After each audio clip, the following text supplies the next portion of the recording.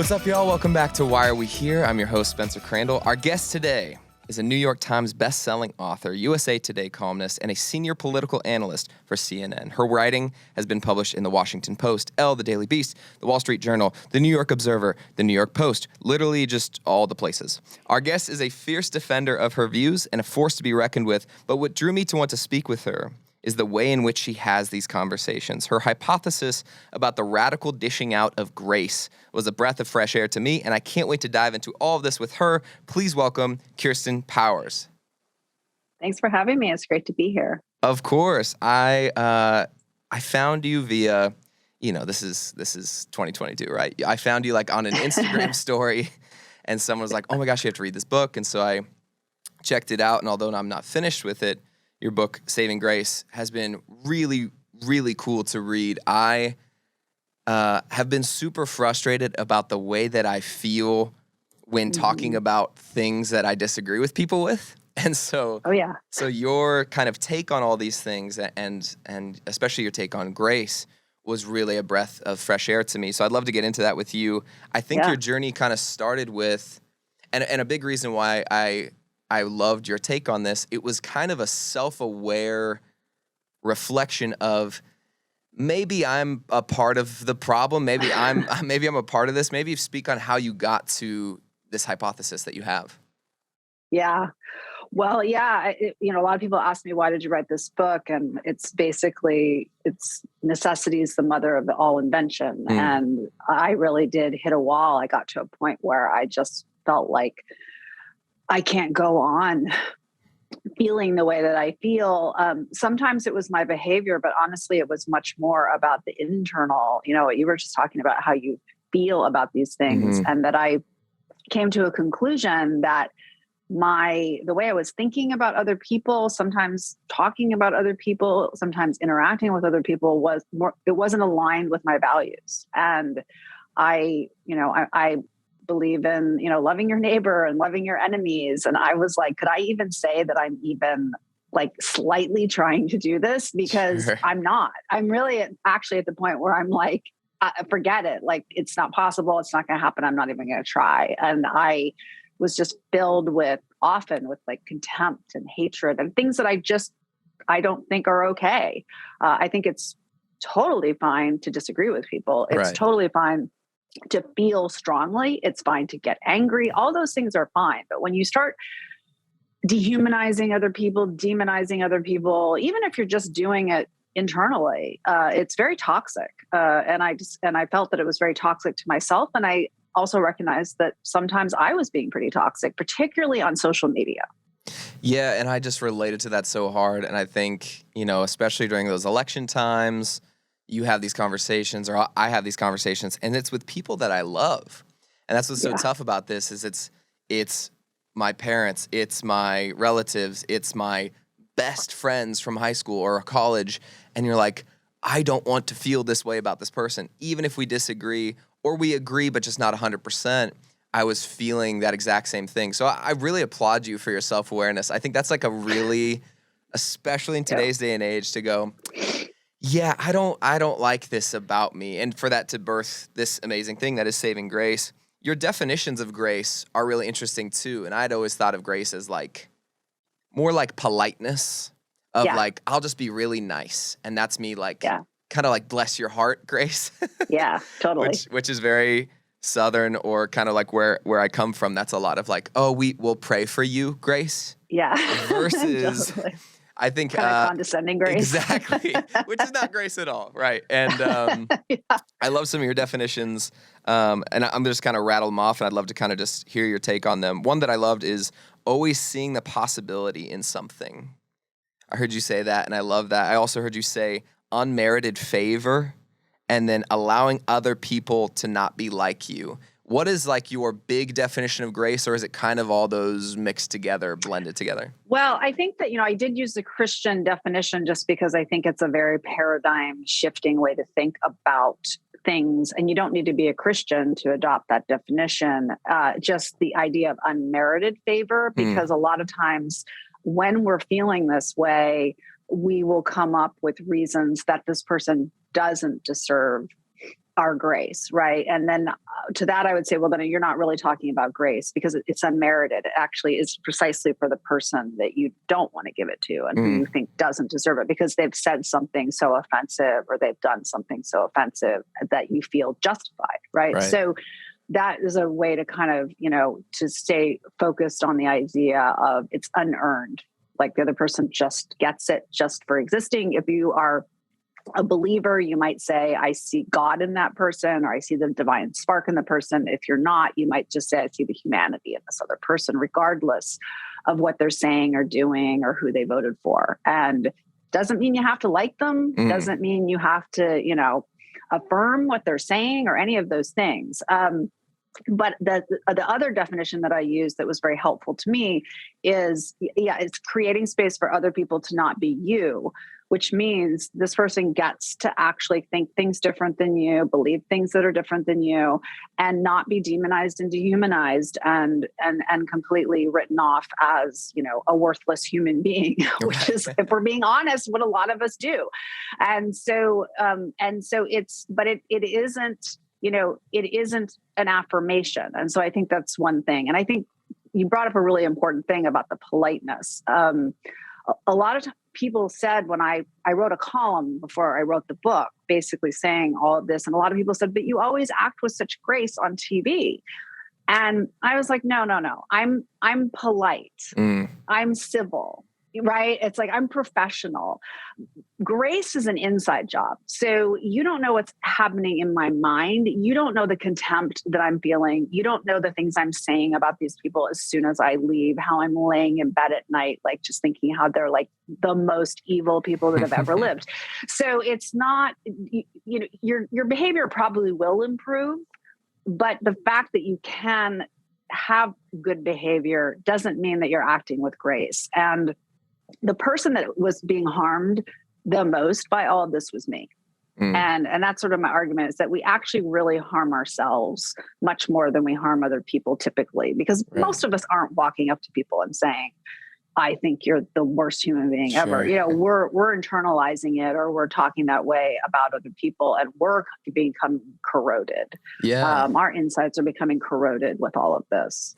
That's right. And that to me is why I was so drawn to your take on grace, because it felt like a little life preserver. Because although grace is a wonderful thing to extend to other people, finding it within yourself is actually, I found it interesting how practical you made grace, and like how, this is actually not just like a woo-woo thing to just talk about or dream about. It's actually going to improve your mental health. It's actually going to make you feel better about yourself, and at least it might not solve the issue or make somebody come to your side. That's not what it's about. It's about feeling better about the conversation in general, about yourself in general.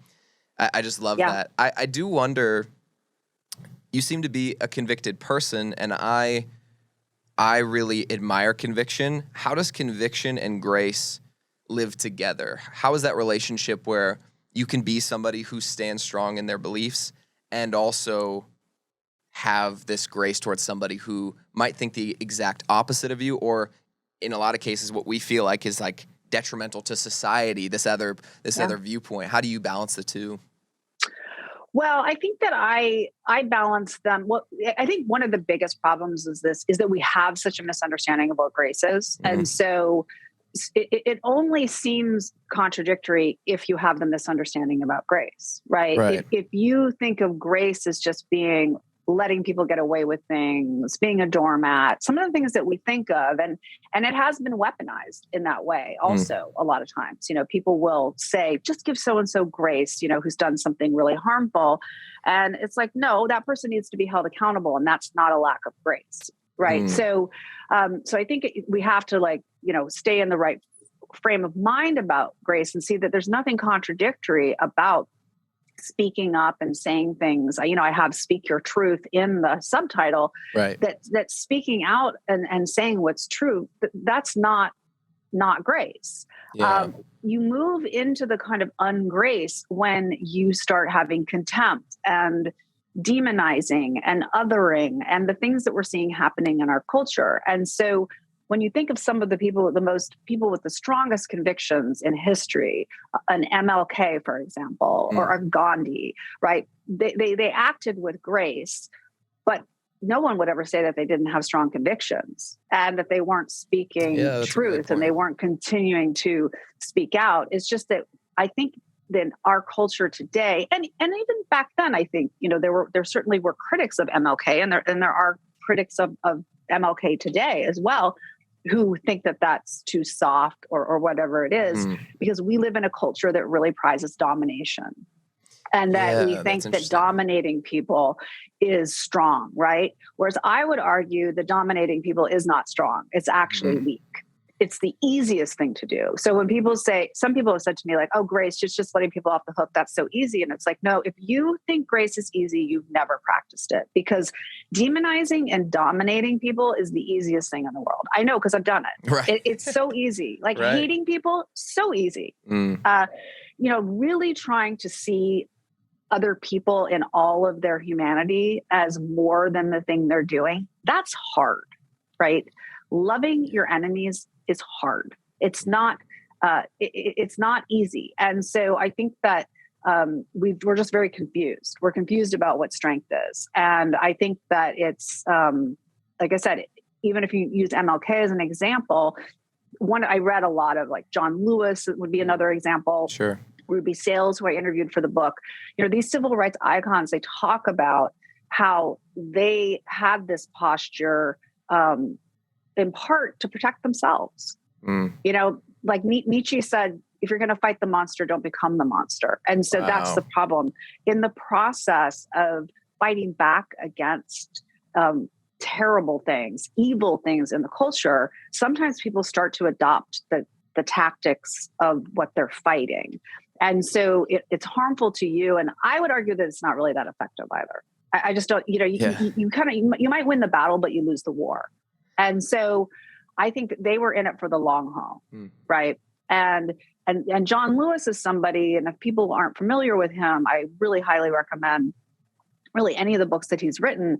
Was somebody up until the day he died that just exuded joy and love. And this is a person who was beaten, for, within an inch of his life, for fighting segregation. So when people are saying, oh, it's just too hard for me, I can't treat my cousin, with, humanity, it's like, you actually can, and it's, and it doesn't, again, it doesn't mean, and I have a whole chapter on boundaries in there. It's like, look, some people are toxic.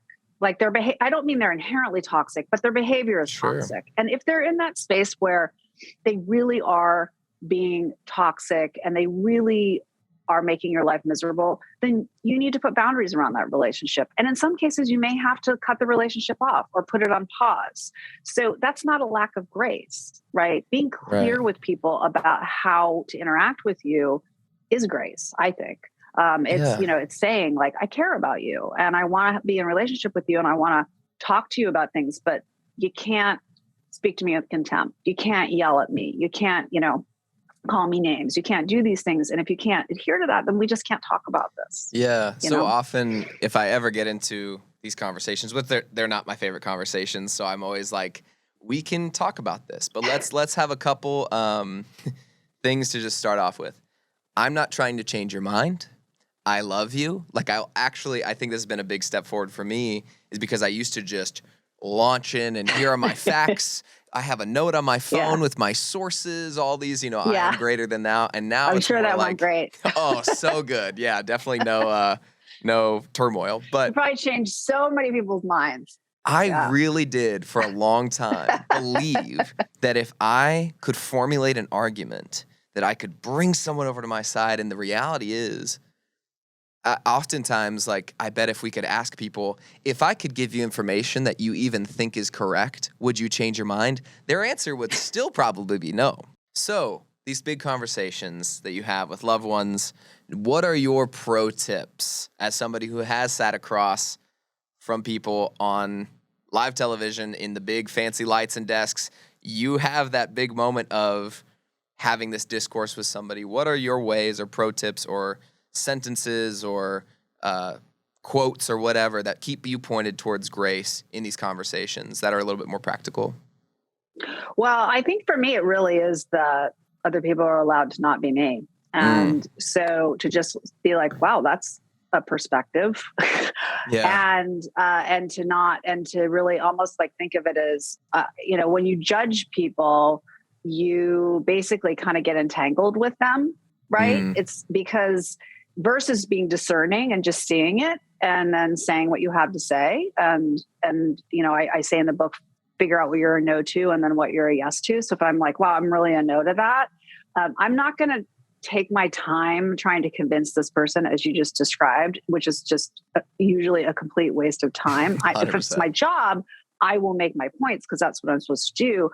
But where will I put my energy? I'll put my energy into writing a column. I can put my energy into lots of other things. People who don't have the platform I have, you could volunteer. You could write a letter to the editor. You could post something on social media that's informative, not inflammatory. You could boost the voices of other people who are experts on it. You can give money to an organization.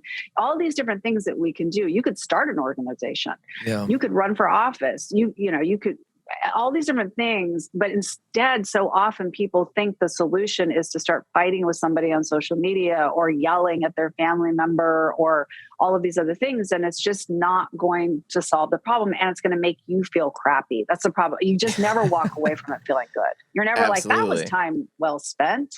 No. And I think so my family actually, we don't have any political disagreements, but we have other issues. And all of the things, the paradigm of this book is my professional life because that's where it kind of, the rubber meets the road for me. Right. But it worked. These tactics and this frame of mind work for any kind of disagreement and any kind of, situation where you're feeling these things, the hatred, the contempt, the just pulling your hair out kind of anger kind of stuff. And so I think, for a lot of people, they are dealing with their family members. I mean, I have a lot of friends who grew up in evangelical households, who moved away, who have different views now and are having a very hard time with people that they love. And so I think that this is very helpful. And I can say for me, where I have used this, and I write about it in the book, my hardest relationship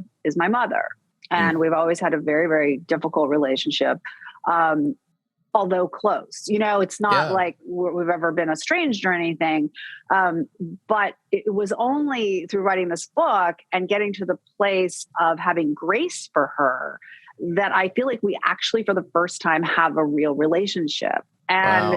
And that came through recognizing that she was doing the best she could with the tools she had, which I think is a really practical encapsulation of grace, which is that people are not trying to upset you or trying to hurt you. Like that's not, and the fact that I'm saying people are doing the best they can with what they have doesn't mean that what they're doing is good.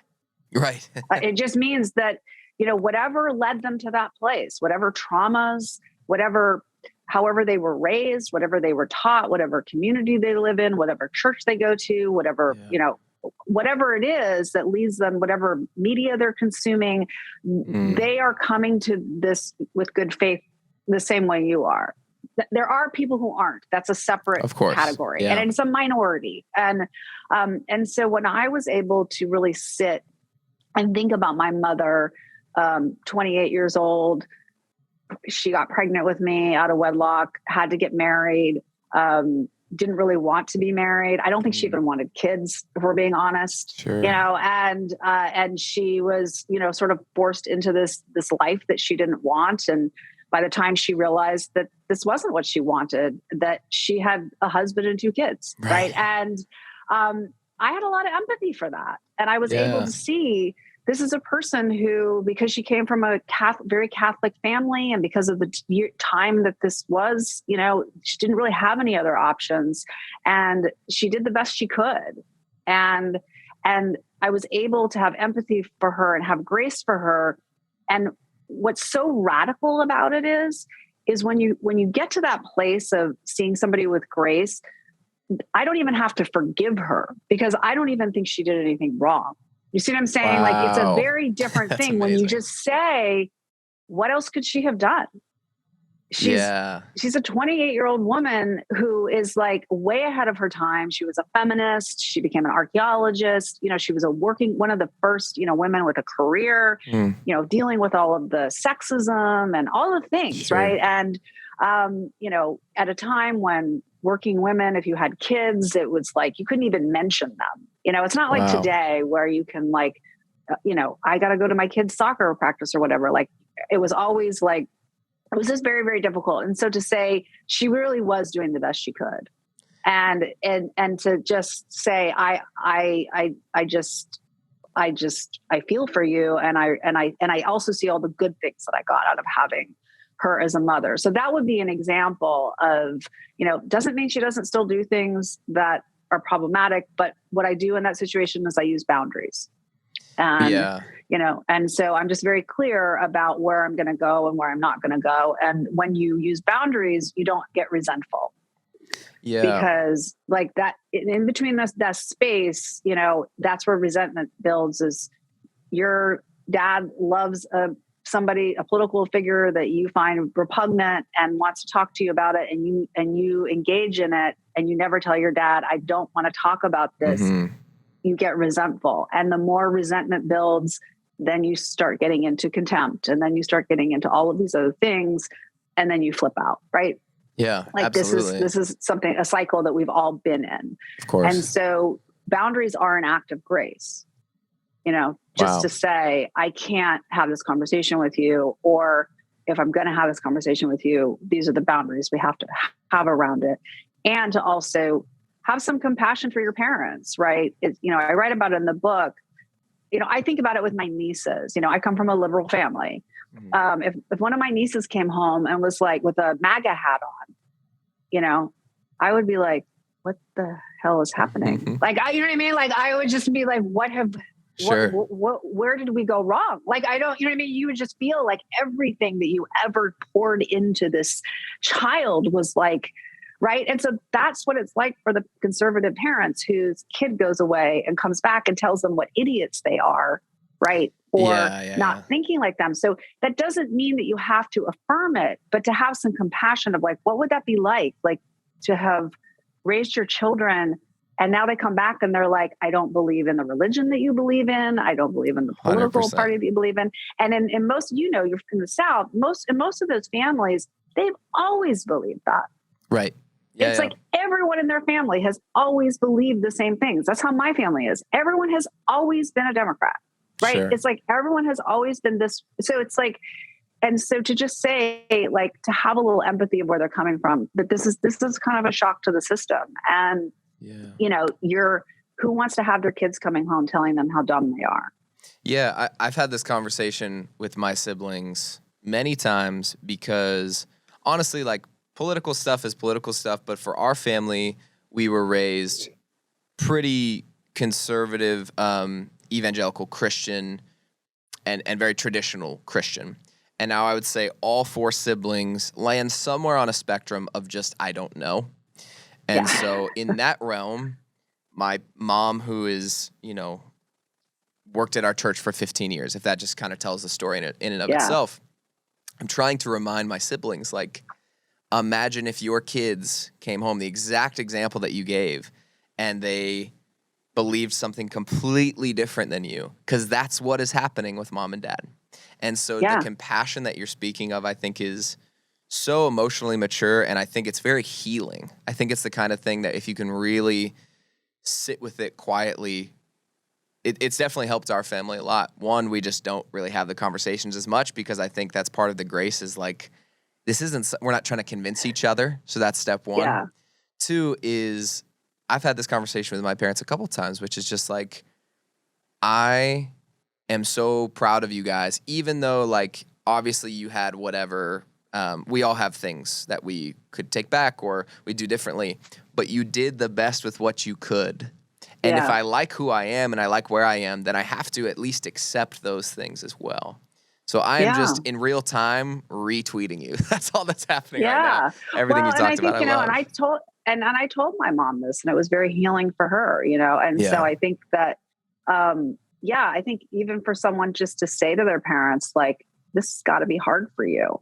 Right. I see that. I see this is hard. Like, I can't imagine if my kid or my nephew or whatever did this, and, I'm not doing this to hurt you. Right. I see that this is important to you, and we just really do believe different things. Because also I think with the faith aspect and also in the evangelical world, the faith and politics really merges, Sure. and so it's like, it really, I think, the belief, and I would say if this is true even in my family, though, that my family, I'm really the only one that's a believer in my family, but politics is kind of a religion, right? And so it's in the sense that you're not just having a different opinion about, like, I like chocolate ice cream and you like vanilla ice cream. Like, you're having a different opinion about something existential and something, and I think with religious people, it's even more existential, right? Because 100%. It's like, you're not just disagreeing with me, you're possibly going to hell, right? So It's like, and so you have to put yourself in the position of what the other person thinks. A lot of times we think, well, nobody should think that. And so it's like, no, they think this. And if you thought this, then the behavior is actually somewhat rational. Yeah. Right. And so it doesn't make it okay, but it's like, does give you empathy and compassion. And yes, they will benefit from it. But again, I just keep going back, like, you will be amazed at how much you benefit from that. Yeah, absolutely. How much not taking on other people's stuff really will free you up, and when you, like I said, when you judge people, you are now completely entangled with them, and like, no good will come of it. Absolutely. I love all of this. And I really think that this is a step forward for a lot of people that I think we all have wanted to take, but the way that you give language to it is just, it's so profound, it's so refreshing, and I love it. So we were just talking about some existential stuff. We like to end. Can I just say one thing, though? Yes, please. I do want to just say, in case there's somebody who's in a family where their religious parents are, dehumanizing them or are abusive or those kinds of things, you do have to take care of yourself. Yeah. And so I'm in no way saying, there are boundaries for that. And sometimes you have to say, if your parents can't respect your boundaries and they insist that you have to believe everything that they believe, or they're going to make your life completely miserable, or, they won't accept your sexual identity or these kinds of things, practicing grace does not require you, to give up your dignity or, let people treat you badly. So I think, I just want to be very clear about that. Yeah, that it's, what a thoughtful note. Absolutely. Yeah. And grace and boundaries can sometimes mean, I totally understand why you believe that. I can't have this in my life, or I can't be near to you or spend more than a day with you or a lunch with you. And that is actually where we will have the best relationship, or we can have the most love and compassion for each other. And that's actually, I think, going to give a lot of people a lot of freedom to go, wait, I can be living in my truth and not constantly clench onto the but they don't believe what I believe, or they don't love me in this way for this reason. I think that is powerful. That's amazing. Yeah. So we were just talking about a bunch of existential stuff. The basis of the show is just existential crisis. And my favorite thing to get into is some of these big questions that, over at CNN, you guys probably have a lot of these, just note cards that I've written out, super pro. But I'd love to ask you a couple of these questions before you head out, if that's cool with you. Yeah. Have you ever had an experience that you can't explain? If so, what was it? I think I can't explain the fact that I grew up in Fairbanks, Alaska, this tiny little town. Nobody in my family is in the media or politics or has any connection to it. And that I am on the national news. That's crazy. That's just crazy. That's a good one. Yeah. And people always ask, how did that happen? And I'm like, I don't know. It's because it's, in my wildest dreams, I would never have, thought that, especially at the time when I was growing up, we were so disconnected. It was pre-internet, pre-cable news, all those things. And so it just isn't, there's just no explanation for it. I can't, it's just bizarre. It always seems just completely bizarre to me. Yeah. That made me think, did you have a model that you were looking up to as a kid growing up in Alaska? Like, was there anybody when you turned on the news or when you even started to think about, oh, maybe I want to do this? Who were the people that made it feel possible for you? No, I mean, well, the thing is, you have to understand, like, I grew up in the 70s. Okay. So 70s and 80s, and people, like, famous people they were like up here. You know what I mean? Right, you right. were not like ever going to be a famous person. That wasn't. And not everyone had a following. Not everyone had a TikTok. Like, that was a very separate. Well, you couldn't. Yeah, well, because there was no social media, there was no internet, there was none of that. But it just wasn't, there. I was never exposed to famous people. Like, that wasn't, like, if a famous person had come, like the Pope and Ronald Reagan came and met at the airport in my town. That's like the biggest thing that's ever happened, right? It's like, sure. There just wasn't, like, that just didn't, like, you would never, like, now they say kids will say, what do you want to be when you grow up? And they say they want to be famous. Like, no one would ever say something like that. That wasn't a possibility. They would be so ridiculed. And so it just was, And so I never, ever, ever thought like I would be on TV or that I don't know what I thought I would be doing, but I just did not, I don't know. I just thought I would like get a job and maybe have a little bit of a career. And like, I just didn't even think that way. It wasn't, you just didn't think that way. No, I love that answer. Okay, I got another one for you here. If God could answer one question for you, what would it be? What is the like, all right, dude, I've been here a long time. I mean, everybody always wants to know, why do you allow suffering, right? Correct. So that's an obvious one. And that's one. always my preface. I'm like, look, you get to kind of ask that one. Now he explains that to you and somehow it makes sense. What is the next thing? I think if I was just being super selfish, I would just be like, why was I born? Like, did I live the life I was supposed to live? Like, did I, was I supposed to do something else? Like, was this like, what was the plan? You know what I mean? Like, I don't, or is there a plan? Like, or is this just totally That's my random? big one. Was this predestined? Was I just like on a roller coaster and just kind of experiencing it? Or was I in a labyrinth of trillions of decisions? And if I had turned right here, I died. If I turned left here, I'm the president. Like, what does that labyrinth look like? Sliding doors. Yeah, and do you have control over that labyrinth? That's the big one for me. Is like, is this person assisting at all? Is he nudging, or is he, or they, or it just like, I don't know. I made the labyrinth, but enjoy it. I don't know. Yeah, wild. Yeah. What is one of the best pieces of advice that you've ever been given? To not worry about what other people are thinking about you, because they're not thinking about you. They're thinking about themselves. Absolutely. And I wish I would have figured that out when I was a lot younger.